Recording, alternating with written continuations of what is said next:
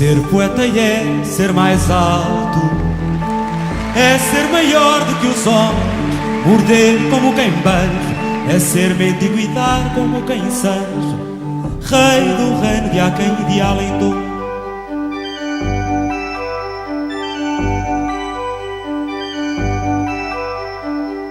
É ter de mil desejos o esplendor e não saber se quer que se deseja.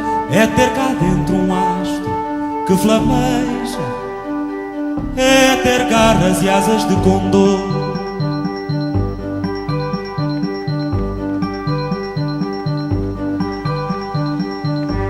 É ter fome, é ter sede de infinito, por elmo as manhãs de ouro e de cetim.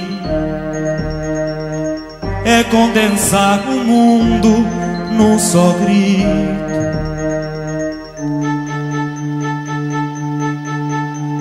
E é amar-te assim perdidamente, e é ser alma e sangue e vida em mim, e dizê-lo cantando a toda a gente. E é amar-te assim perdidamente, e é ser alma e sangue e vida em mim, e dizer-lo cantando a toda a gente.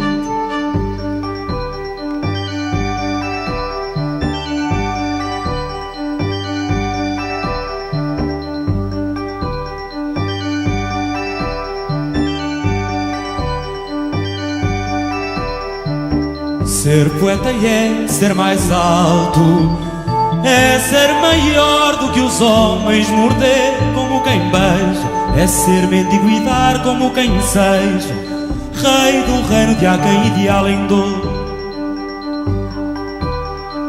É ter de mil desejos o esplendor e não saber se quer que se deseja. É ter cá dentro um astro que flameja, é ter garras e asas de condor. E é amar-te assim perdidamente, e é ser alma e sangue e vida em mim, e dizer-lo cantando a toda a gente. E é amar-te assim perdidamente, e é ser alma e sangue e vida em mim, e dizer-lo cantando a toda a gente. E é amar-te assim perdidamente, e é ser alma e sangue e vida em mim, e dizer-lo cantando a toda a gente.